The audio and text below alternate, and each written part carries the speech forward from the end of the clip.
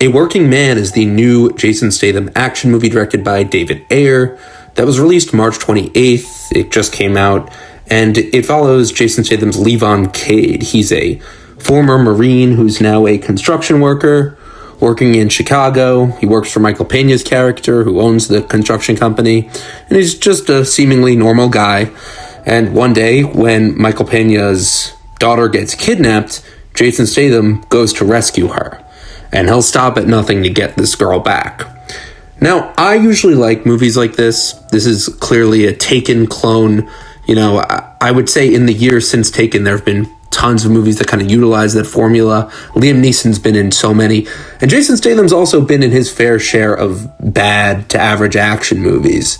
And with David Ayer, he's done a bunch of these. Well, really just last year he had The Beekeeper, which was ridiculous. This movie's also ridiculous. I think they fall into the same category. They are both really silly movies that should go direct to DVD. Like, watching this movie, I immediately thought to myself, this is not a film that's meant for theaters, even though it's in RPX and it's in 4DX if you want to see it in premium formats. It's a movie that's so inherently action-based, there's no plot, around it. It's a movie where, the meat of the story is all action. It's fun, goofy, stupid action. But the bone of the film is non-existent. Like, there's no arc or story here that really works. Like, there's, in the first scene, Jason Statham's at a construction site, and this guy is just getting beat up who works there. And then the next second, Jason Statham takes out all the guys for beating him up. I thought that was great. That's what you go to a movie like this for. But there's no resolve. There's no setup and payoff. Like, the guy gets beat up by these random people, but you never even find out why. It's a movie just where a bunch of things happen and you just kind of enjoy it. You don't really think about the story. Kind of like Deadpool and Wolverine. But, this is a much more stupid, kind of lowbrow action movie. Yeah, I really do think Deadpool and Wolverine's trying to be highbrow. I mean, it's a huge Marvel film. But my point is, this is just a very standard, very average movie that's definitely fun if you want to watch a movie like this, but it's absolutely nothing special.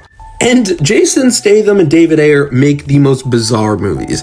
Like Suicide Squad, which Jason Statham was not in, was also bizarre. And I could tell this was from the same director. There's an insane amount of hats in this, like weird looking hats. And it's very noticeable. Ayer loves his gonzo action that blends grindhouse schlock with a sturdy actioner, the type of weird dad movie that will play, trailers for The Amateur and The Accountant 2 in front of it.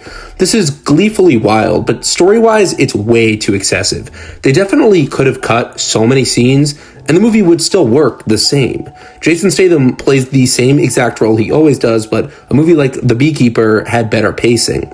That was just always absurd throughout, and it keeps cranking it up, while the tone kind of remained the same. This tries a bit too hard to be serious, and possibly Sylvester Stallone is to blame for co-writing the script. It's very similar to the shitty Rambo Last Blood. And there's all these subplots that messily come together and frustratingly never tie into the main storyline.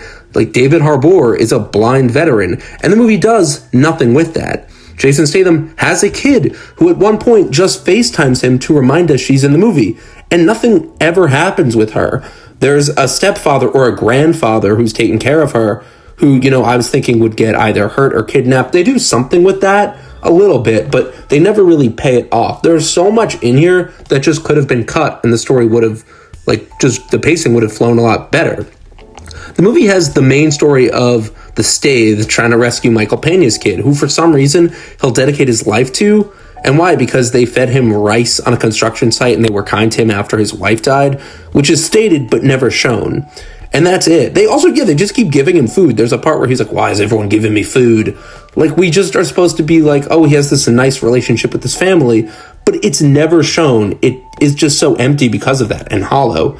The focus should have been on the family's relationship to Statham instead of this non-existent daughter thread. Giving Jason Statham a daughter, I get it. Maybe the daughter should have been dead from the beginning, because just having her in the movie is too messy.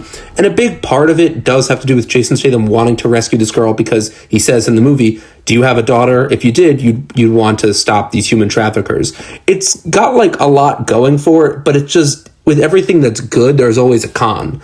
And I think that if they removed him having a daughter and just made it would have been cleaner if it was just him trying to rescue Michael Pena's kid. The pacing is just really clunky, and the whole thing feels like it's begging to have 15 to 20 minutes cut. You can definitely tell this was made by the Suicide Squad director. Also, why is there a huge CGI moon in the final act? Like, it felt like Wolfman or Twilight with that shit. It was bonkers fun, but it's very streaming coded. I mean, he literally fights a guy who looks like the Burgess Meredith penguin at the end of this. It's insane how David Ayer just gives us these random action movies with all this weird shit thrown in. So let me know what you guys think if you've seen A Working Man. Thank you so much for watching.